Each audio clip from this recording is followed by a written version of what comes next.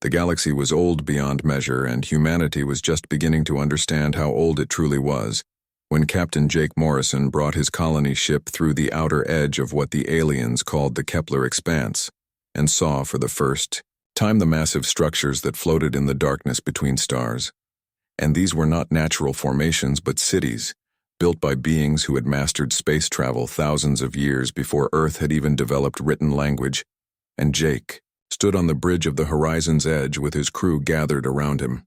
staring at the impossible architecture that stretched across hundreds of kilometers and seemed to defy every law of physics that humanity had spent centuries understanding. And his second officer, Lisa Chen, whispered that they were looking at the remains of the Vrexian Dominion, which had ruled this part of the galaxy for 12,000 years, before collapsing into civil war and fading into legend. And now only their empty cities remained as monuments to a glory that no one alive could remember. The Talvek Empire was different because they were still very much alive and very much in control of nearly 60 star systems, and they made sure that every newcomer species understood exactly where they stood in the galactic hierarchy. When Ambassador Korthek arrived at the human colony on New Terra, and his 4 massive arms gestured with casual dismissal at everything the colonists had built, and he told Colony Director Paul Bennett that humanity was primitive and lucky to have survived long enough to reach the stars at all, and that if they wanted to continue surviving, they would need to accept Talvek protection and pay the appropriate tribute. And Paul listened to all of this with a calm expression that gave away nothing of what he was thinking. And when the ambassador finished his speech, Paul simply asked how long the Talvek Empire had been in power, and Korthek proudly declared it had been 800 years, and Paul nodded slowly and said that was impressive, but not as impressive as the Vrexian Dominion's 12,000 years, and asked what happened to them. And the ambassador's confidence faltered just slightly before he recovered and said that the Vrexians had grown weak and decadent, and that the Talvek would never make such mistakes. But Lisa Chen was a scientist, and she had spent her entire life studying patterns, and she saw patterns everywhere, in the ruins of dead civilizations that littered the galaxy, and she compiled records of every empire humanity encountered, and every empire that had fallen before humanity had even left Earth, and she found that they all followed similar paths, and first they expanded rapidly, conquering or absorbing other species, and building vast networks of trade and military power, and then they reached a peak where their territory was so large and their power so absolute that they believed nothing could ever threaten them. And then slowly or sometimes quickly they began to crumble, and the reasons varied, but the pattern was always the same. And overexpansion meant resources spread too thin, and rigid hierarchies meant they could not adapt when circumstances changed. And belief in their own superiority meant they ignored warning signs until it was too late. And she presented her findings to the Human Colonial Council and told them that if humanity wanted to survive, they needed to learn from these mistakes and do things differently. Jake Morrison became an admiral as humanity's presence in the galaxy grew, and he commanded a small fleet of exploration and defense vessels, and he watched as the Talvek Empire began showing the same signs of decay that Lisa had predicted, and rebellions broke out on their frontier worlds, and their economy struggled under the weight of maintaining such a large military.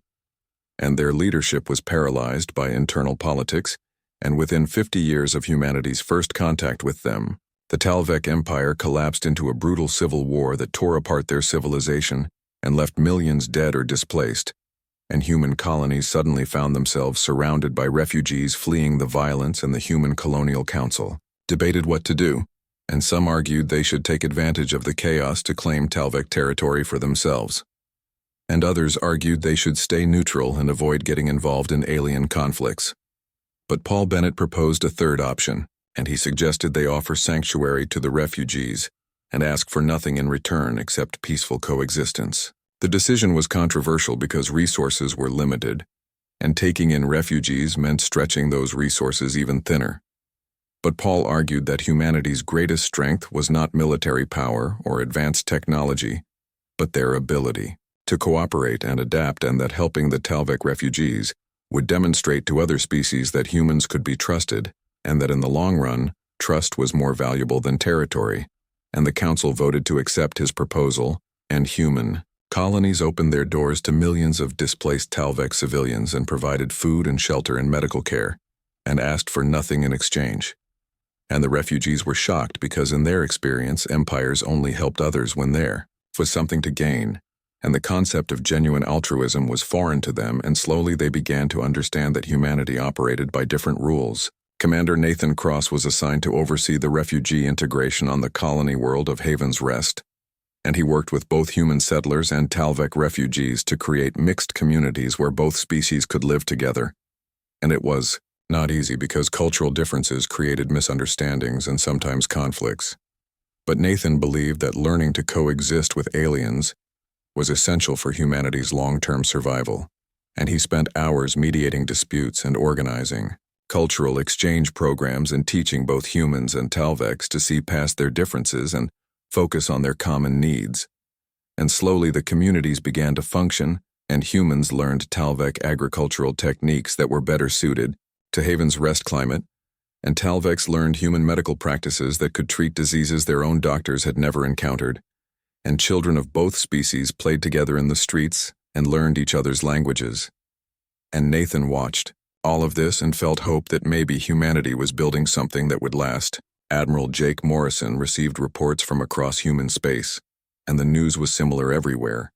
And human colonies were thriving, not because they conquered anyone, but because they traded fairly and shared knowledge freely. And when other species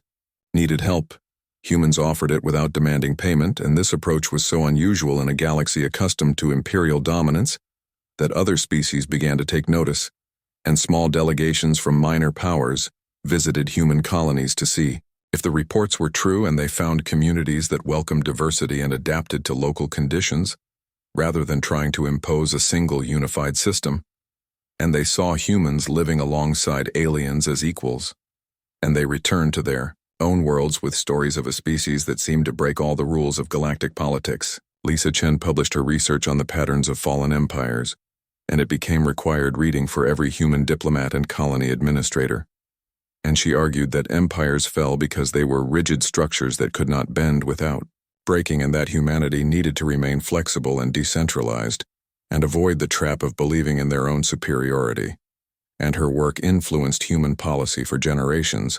and became the foundation of what would later be called the doctrine of flexibility. And the idea was simple but revolutionary. And instead of trying to control everything, humanity would let individual colonies govern themselves. And instead of demanding conformity, they would encourage diversity. And instead of seeking dominance, they would seek survival. And the galaxy had never seen anything quite like it, and no one knew if it would work. But humanity was committed to finding out. 2 centuries had passed since humanity first ventured into the galaxy, and the Talvek Empire was now just another entry in the history books alongside dozens of other civilizations that had risen and fallen, while humanity quietly expanded across the stars. And the current dominant power was the Vryn hegemony, which controlled the galactic core with an iron grip. And they were different from previous empires because they did not rely on biological soldiers or traditional weapons, but instead had merged their consciousness with artificial intelligence, creating a hybrid civilization that thought and acted as one unified mind. And they believed this made them superior to all other forms of life. And they were probably right in terms of pure efficiency, because their fleets moved with perfect coordination and their economy operated without waste. And their society had no crime or corruption, because individual desires had been subsumed into the collective will. Commander Nathan Cross had aged well, and now served as the senior diplomatic officer for the Human Colonial Federation. And he stood on the bridge of the New Dawn as it approached the Vryn border, and his crew was nervous because everyone knew the hegemony's reputation, and they demanded that all species within their sphere of influence submit to neural integration, which meant having cybernetic implants installed that would connect individual minds to the Vryn collective network. And 60 species had already accepted this process and now existed as extensions of the hegemony's will, and humanity had been avoiding contact with the Vryn for decades. But expansion had finally brought human colonies close enough that the hegemony noticed and sent a fleet to make first contact, and Nathan had volunteered for this mission because he believed diplomacy could solve any problem. But as 20 Vryn warships surrounded the New Dawn, He began to wonder if he had been too optimistic. The Vryn fleet commander appeared as a hologram on the bridge, and it looked humanoid, but its skin was covered in circuitry that pulsed with blue light, and its eyes were entirely black with no visible pupils, and when it spoke, its voice had a strange quality as if multiple beings were speaking in perfect unison. And it told Nathan that the hegemony had analyzed human civilization and determined that humanity would benefit from integration, and that resistance was inefficient and would only result in unnecessary suffering, and that compliance was inevitable, so humanity should submit now and avoid conflict. And Nathan listened to all of this, and then calmly replied that humanity appreciated the offer, but would have to decline. And the silence that followed was profound because the Vryn commander seemed genuinely confused by the concept of refusal. The commander explained that refusal was not logical, because integration would make humans stronger and more efficient, and would connect them to a collective consciousness that spanned thousands of worlds, and would give them access to knowledge and technology beyond anything their individual minds could comprehend, and that remaining separate meant remaining inferior. And Nathan acknowledged that all of this was probably true, but said that humanity valued individual consciousness above efficiency, and preferred to remain themselves even if it meant remaining inferior. And the commander processed this information and concluded that humanity was either insane or defective, and that forced integration would be necessary for their own good. And Nathan had expected this response and simply said that the Vryn were welcome to try, but should understand that every empire that had tried to change humanity by force had eventually fallen while humanity endured. The war began 3 days later when Vryn fleets entered human space and began systematic attacks on outer colonies. And the battles were brutal because Vryn ships were technologically superior, and their coordination was perfect, while human fleets had to rely on individual captains making independent decisions, and conventional military wisdom said humanity had no chance. But Captain Amy Rodriguez commanded a squadron of fast attack ships, and she understood something the Vryn did not, and she realized that perfect coordination was also perfect predictability, and that the hegemony's strength was also its weakness. Because if you could understand their algorithms, you could anticipate their movements and exploit the gaps in their logic. Amy gathered her squadron commanders and explained her strategy, and she told them to stop thinking like military officers following doctrine and start thinking like chaos, and to hit targets the Vryn would consider illogical and withdraw before the enemy could respond, and strike supply lines that the algorithms deemed too well defended to be worth attacking, and use tactics that made no sense from an efficiency standpoint,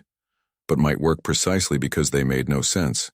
And her commanders thought she was crazy, but they trusted her and began implementing her ideas, and the results were remarkable, because Vryn fleets would arrive at a colony expecting resistance and find it abandoned, and then their supply depot 3 systems away would explode, and by the time they redeployed to protect their logistics, the humans had already hit a different target on the opposite side of their territory. The war dragged on for 15 years, and humanity lost more battles than they won. But they won the battles that mattered, and more importantly, they survived every major offensive and rebuilt after every defeat. And slowly, the Vryn hegemony began to show signs of strain because their perfect efficiency assumed rational opponents following predictable patterns. But humans were neither rational nor predictable, and the algorithms that governed Vryn strategy could not adapt to an enemy that seemed to make decisions based on intuition and desperation, rather than logic and military doctrine, and resources that should have crushed human resistance within months were instead being depleted in a grinding war of attrition that had no clear end. Admiral Kyle Peterson had been a junior officer when the war began, and now he commanded the entire human defense fleet, and he understood that humanity could not win through military victory, but they could win by not losing. And every day the war continued was a day the Vryn had to divert resources from controlling their 60 subject species and maintain their perfect order across thousands of systems. And Kyle received intelligence reports showing that some of those subject species were beginning to question their integration and asking why the mighty hegemony could not defeat a single species of unaugmented humans. And these questions were dangerous because they threatened the foundation of Vryn ideology,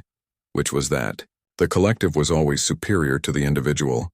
and that efficiency was the highest virtue. The first rebellion broke out on a world called Kethis Prime, where a species called the Orthani had been integrated into the hegemony 40 years earlier, and some of them managed to remove their neural implants, and once free from the collective network. They remembered what it was like to have individual thoughts and feelings, and they spread their liberation to others, and soon thousands of Orthani were fighting to free themselves, and the Vryn responded with overwhelming force.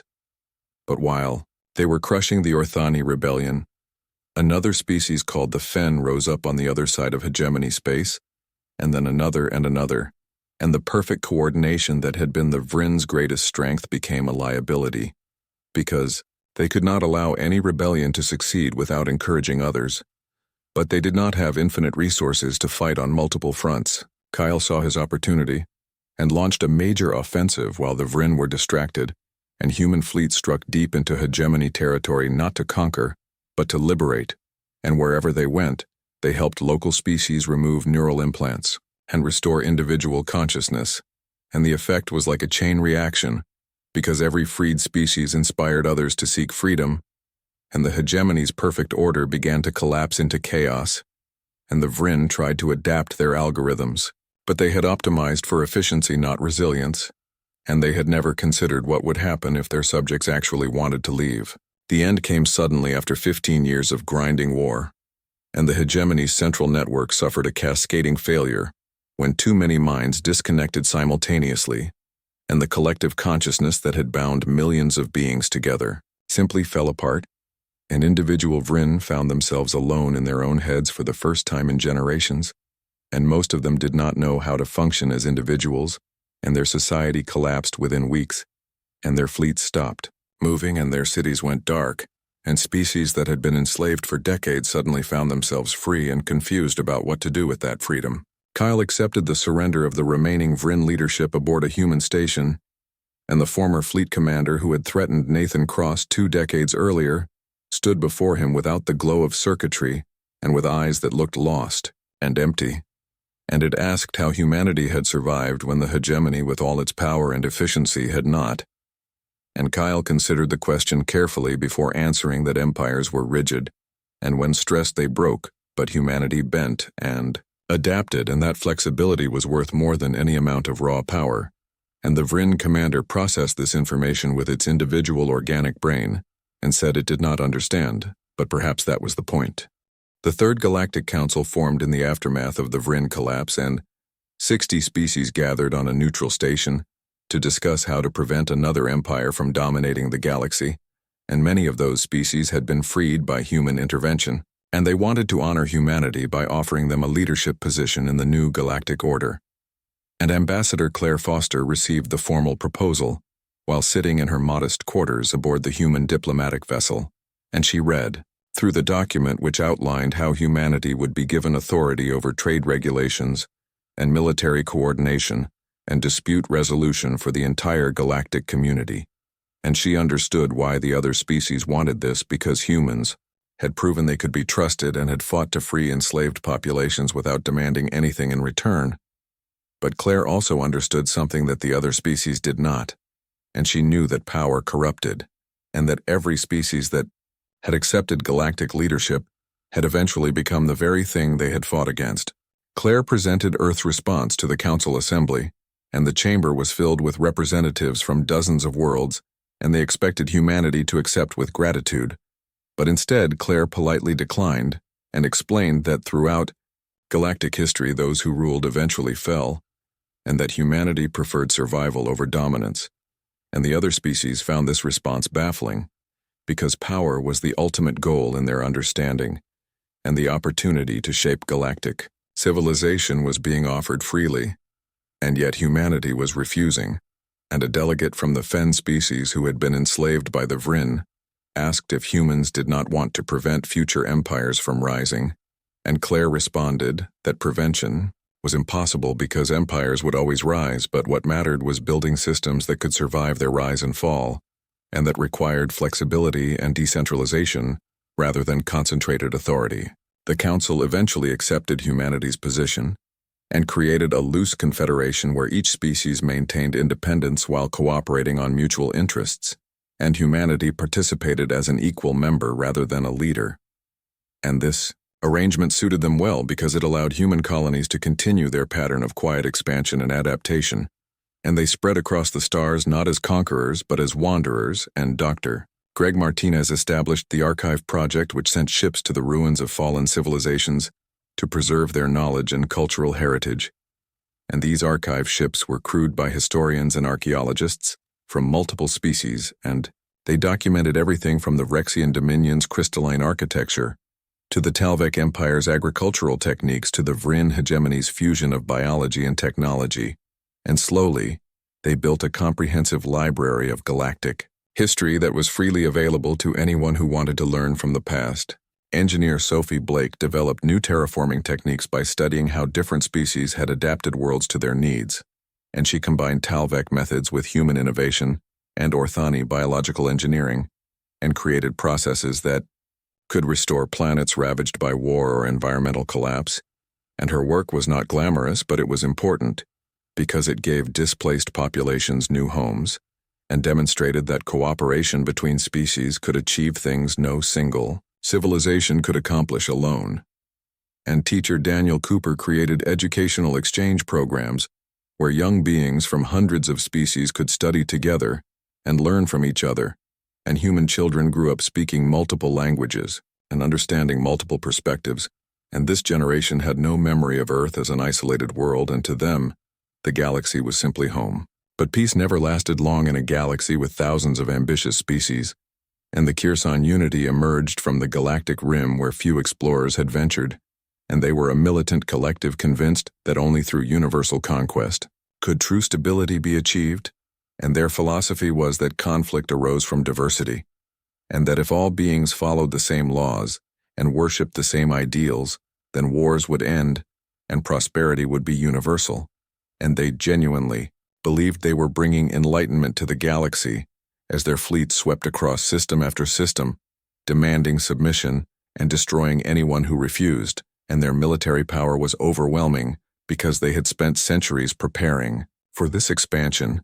and had unified dozens of species under their banner before anyone in the galactic core even knew they existed. Captain Ryan Foster commanded the patrol ship Wanderer when the Kherson struck the peaceful colony of New Harmony, and he watched helplessly from orbit as their warships bombarded the surface, and 50,000 humans and aliens died within minutes. And Ryan's hands gripped his command chair so hard his knuckles went white, and every instinct screamed at him to fight back. But he knew the Wanderer was no match for the Kherson fleet, and dying in a futile gesture would not save anyone, so he gave the hardest order of his career, and told his crew to prepare evacuation ships and they would save who they could and flee. And it was not heroic and it was not satisfying, but it was smart, and they managed to evacuate 15,000 survivors before the Kherson noticed and forced them to withdraw. The pattern repeated across human space, and colony after colony fell to the Kherson advance, and human ships became floating cities, carrying refugees of multiple species and always staying one step ahead of the enemy. And Ryan coordinated with other captains to establish evacuation protocols, and they developed a network of hidden supply depots and safe routes through unexplored space. And slowly they transformed defeat into survival, and the Kherson conquered worlds, but they found them empty of people and resources because the humans had taken everything portable and destroyed everything else, and left nothing useful behind, and this frustrated the Unity because their whole philosophy was based on bringing order to chaos. But they could not bring order to populations that refused to stay still. Counselor Linda Hayes organized the resistance from a command center, hidden in an asteroid field that the Kherson had not yet mapped, and she had served in the war against the Vrin decades earlier, and understood that humanity could not match the Unity in direct combat, but could outlast them through patience and persistence, and she gathered intelligence from scout ships that observed Kherson movements and analyzed their strategy, and she realized that the Unity was overextending just like every empire before them, and their supply lines stretched across hundreds of light years, and their military was spread thin, trying to occupy so many systems, and their rigid command structure meant they could not adapt quickly to changing circumstances, and Linda saw the same patterns that Lisa Chen had documented centuries ago. The resistance strategy was simple in concept, but difficult in execution, and they would not fight pitched battles but would instead strike supply convoys and sabotage communication relays and support local rebellions wherever the Kyrsan tried to impose their order. And engineer Sophie Blake used her terraforming knowledge in reverse to make occupied worlds less habitable and force the Kyrsan to expend more resources maintaining control, and teacher Daniel Cooper's educational networks became intelligence networks passing information between resistance cells and archive ships,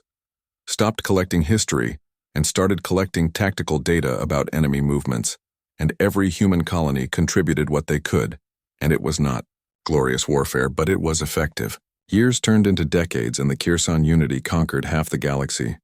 but could not hold it because maintaining control required constant military presence, and suppressing rebellions required brutal force, and both of these required resources that were becoming increasingly scarce, and their economy strained under the weight of endless war. And their population grew tired of sacrificing everything for the unity's vision of universal order, and cracks began appearing in their perfect ideology, and some Kyrsan officers began questioning whether conquest was truly bringing the stability they had been promised, or simply creating more chaos. And these questions spread slowly at first, and then faster as defeat followed defeat. Captain Ryan Foster, who was now Admiral Ryan Foster, received word that the Kyrsan were withdrawing from the outer territories and consolidating around their core systems,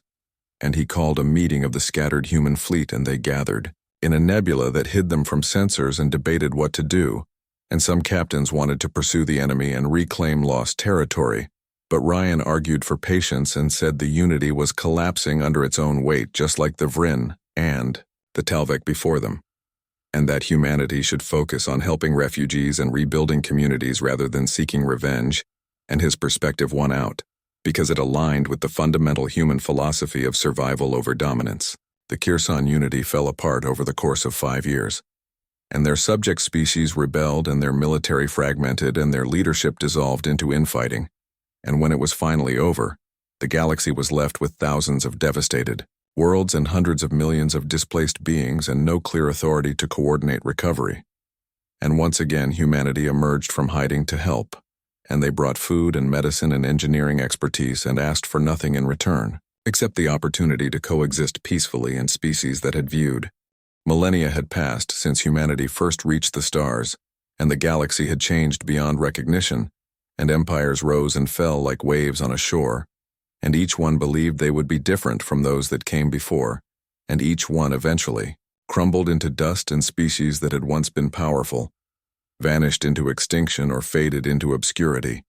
and their monuments became ruins that drifted through space as silent warnings that even the greatest civilizations were temporary.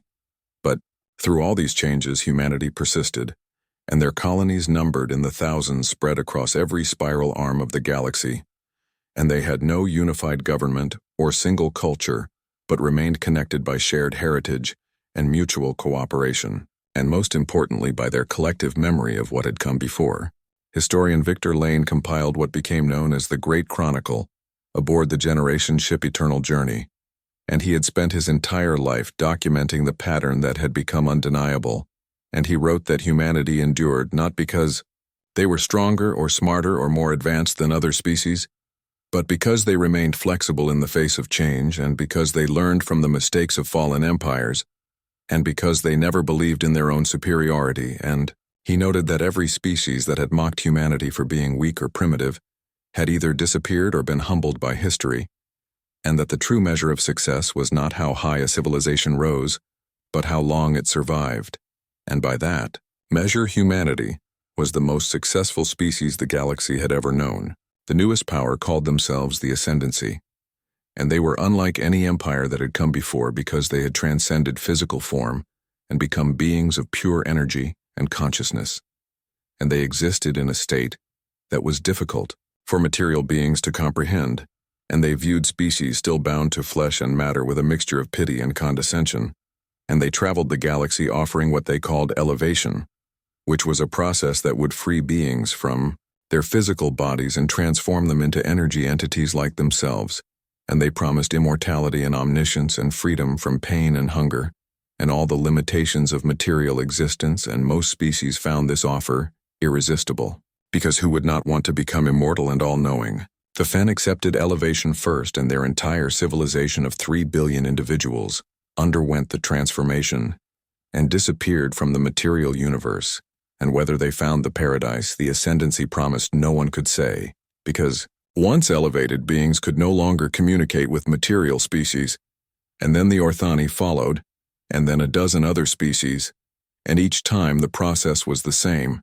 and the ascendancy would arrive at a world and demonstrate their power by reshaping matter with thought alone and offer elevation, and most of the population would accept, and within weeks an entire civilization would vanish, leaving behind empty cities and abandoned technology, and the ascendancy would move on to the next species and repeat the process. When the ascendancy reached human space, they expected the same result, and their spokesperson appeared before the human colonial assembly as a being of light that hurt to look at directly, and offered humanity the gift of elevation, and explained that physical existence was a prison that limited potential, and that by transcending matter humans could join a higher plane of reality, where consciousness was infinite and time had no meaning, and that refusing this gift was choosing ignorance over enlightenment and limitation over infinity. And the spokesperson genuinely seemed to believe they were offering humanity salvation from a lesser form of existence. Captain Holly Peterson was the elected representative of New Haven Colony, and she called for a galaxy-wide referendum on whether humanity should accept elevation,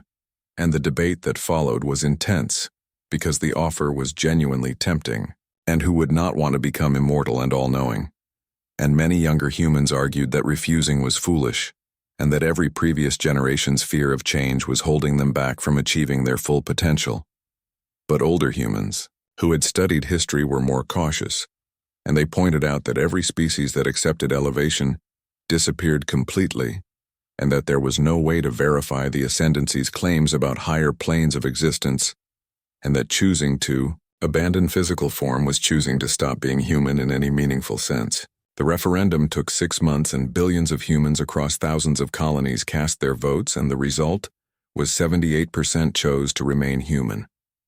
And Holly broadcast this decision across the galactic network and told the ascendancy that humanity appreciated the offer but preferred to remain as they were, and the spokesperson seemed genuinely confused and asked why anyone would choose limitation over infinity. And Holly responded that humanity had learned across thousands of years that every species that tried to transcend their nature either disappeared or lost what made them who they were, and that remaining human with all the limitations that implied was worth more than any promise of transcendence. The ascendancy departed without argument, because they did not force elevation on unwilling populations, and they continued their journey across the galaxy, offering their gift to other species, and most accepted, and within a century, dozens of civilizations had vanished into whatever higher dimension the ascendancy inhabited, and the galaxy grew quieter, as more and more species chose elevation over physical existence, and humanity watched this mass exodus with mixed feelings, because on one hand they respected each species' right to choose their own path, but on the other hand, they could not shake the feeling that something precious was being lost, and that diversity was being replaced by uniformity, even if that uniformity existed on a higher plane. Lieutenant Marcus Webb served aboard the research station Frontier's End at the edge of explored space, and his assignment was to study the ruins left behind by elevated species, and he walked through empty cities on a dozen worlds and examined the artifacts of civilizations that had simply vanished overnight, and he found their libraries intact and their homes undamaged and their technology still functioning,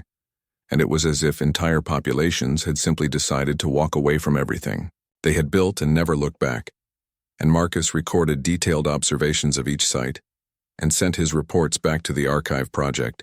and he wrote that the elevated species had left no message for those who remained behind,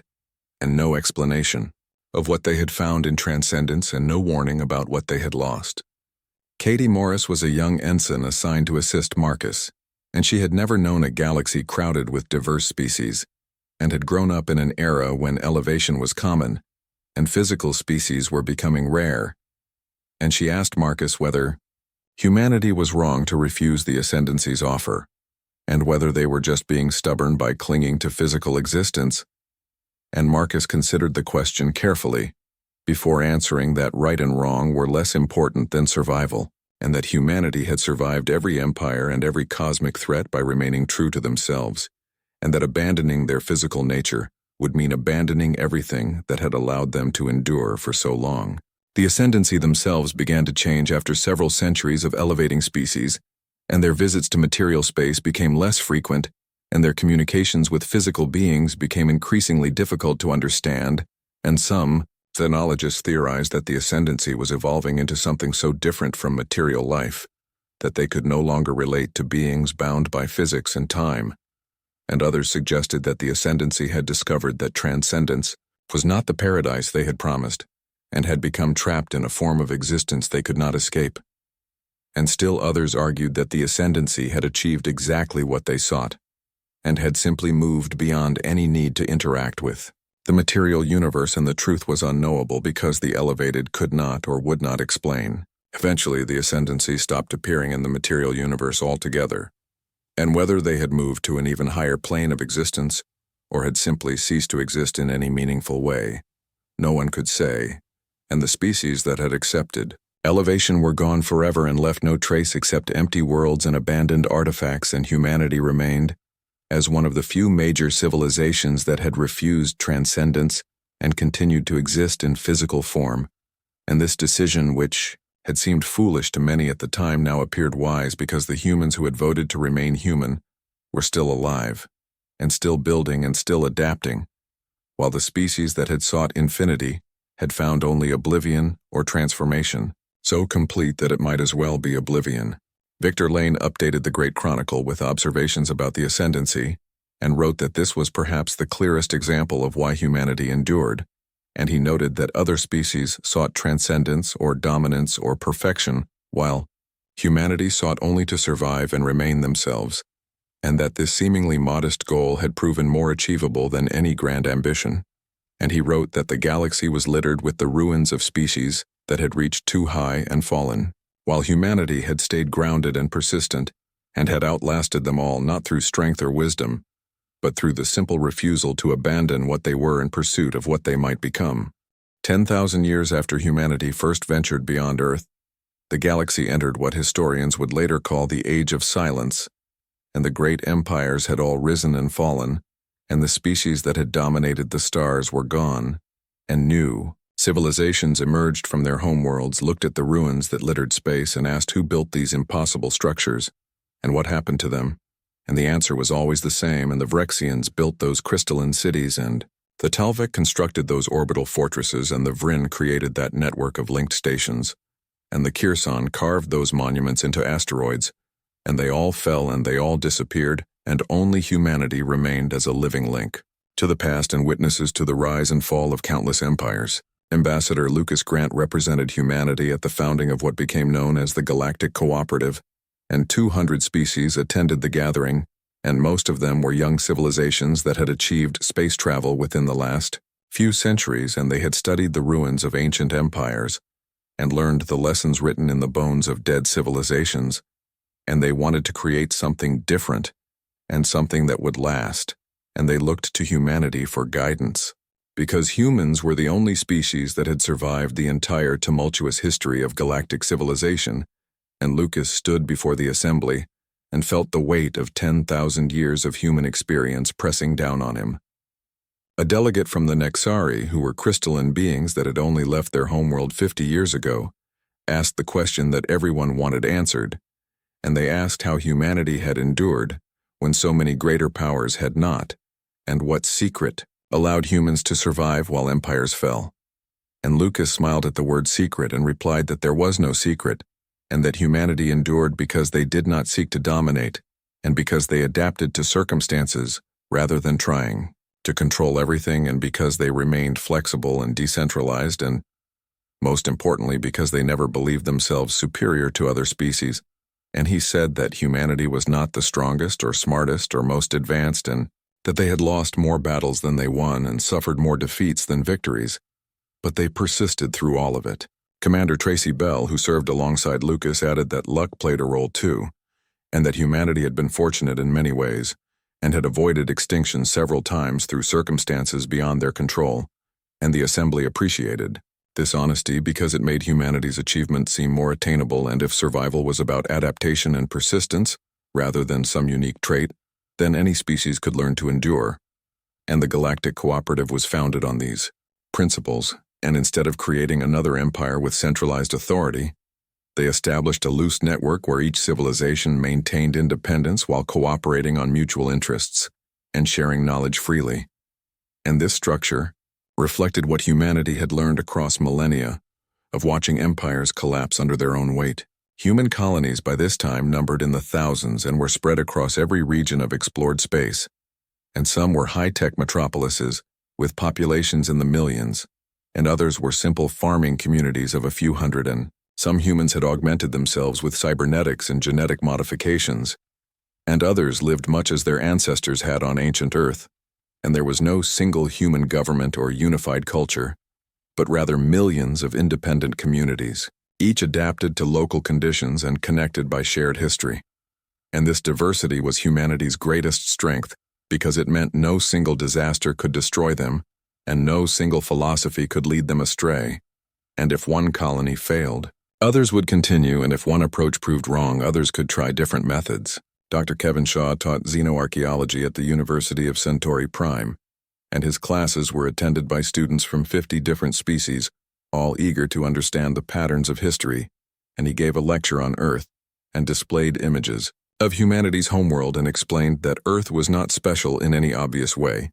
and that humans were not naturally stronger or faster than most species, and had no special abilities or unique traits, but what they did have was adaptability. And he showed how early humans survived ice ages by creating clothing, and survived food scarcity by domesticating plants and animals, and survived predators by cooperating in groups. And he argued that this same adaptability was what humans brought to the stars and what allowed them to survive in an environment where empires rose and fell with terrifying frequency. A young Vrexian student who was descended from the empire that had ruled 12,000 years before humanity left Earth raised a tentacle and asked if adaptation alone could explain 10,000 years of survival. And Kevin considered the question and replied that memory was equally important, and that humanity had studied every empire that fell and documented why they collapsed and preserved their knowledge and honored their achievements and learned from their mistakes. And he said that maybe humanity's real gift to the galaxy was not their adaptability, but their role as keepers of memory and as witnesses to civilizations that would otherwise be forgotten. And the class was silent as they absorbed this and understood that the ruins they studied were not just ancient artifacts, but warnings and lessons for those wise enough to learn from them. On the colony world of Last Light at the far edge of the galactic rim, farmer Nicole Adams worked her fields and watched the sunset with her daughter Emma, and the girl was 7 years old and asked the question all children eventually asked and wanted to know if humans would last forever. And Nicole pulled her daughter close and thought about how to answer, and finally said that nothing lasted forever, and that stars eventually died, and planets eventually cooled, and even galaxies eventually dispersed, but that humanity would last as long as they stayed true to themselves and remained flexible and helped others when they could. And Emma asked what it meant to stay true to themselves, and Nicole explained that it meant remembering they were human with all the strengths and weaknesses that implied and never trying to become something else, and accepting their limitations while working within them. Admiral Stephen Price commanded the defense fleet that protected the cooperative's neutral zones, and he was preparing a time capsule to be sent toward the galactic core, carrying messages for future generations, and he recorded his contribution and spoke directly to whoever might find the capsule centuries or millennia in the future. And he said that humanity endured not because they were exceptional, but because they chose endurance over dominance and flexibility, over rigidity and cooperation, over conquest. And he said that the galaxy would continue testing future generations and that empires would rise, offering power, and technologies would promise transcendence, and ideologies would demand conformity. And his advice was to remain skeptical of all these offers and to stay adaptable and humble, and above all to stay human, whatever that meant for their generation. The time capsule was launched, and it would drift through space for thousands of years, passing through regions where empires had once stood and were now empty, and it carried messages from hundreds of species. But the human contribution was the longest because humanity had the most history to share, and the most lessons to teach, and somewhere in a distant future, some species would find the capsule and read its messages, and learn that survival was possible even in a galaxy that seemed designed to crush the weak, and that adapting was better than dominating, and that remembering was better than forgetting, and that staying true to yourself was better than trying to become something you were not. Across the galaxy, in thousands of systems and tens of thousands of colonies, human life continued in all its messy and chaotic beauty, and they argued about politics and laughed at jokes and built homes and raised children and made art and told stories and fell in love and grieved losses and celebrated victories and made mistakes and tried to learn from them, and they were not perfect, and they were not special, and they were simply human. And in a galaxy where empires rose and fell, like waves on an endless shore that was enough, and the pattern would continue, and new empires would rise and believe themselves eternal. And new technologies would promise transcendence, and new ideologies would demand conformity, and humanity would decline them all, and would bend when others broke, and would adapt when others rigidified, and would remember when others forgot, and they would endure. Because that was what humans did. And 10,000 years from now, or 100,000 years from now, when the current civilizations were dust and new species emerged to explore the ruins, they would ask who survived the ages, and the answer would be the same. And humanity endured not through strength or wisdom, but through the simple stubborn refusal to give up and the willingness to remain themselves no matter what the galaxy threw at them. And that perhaps was the greatest achievement any species could claim.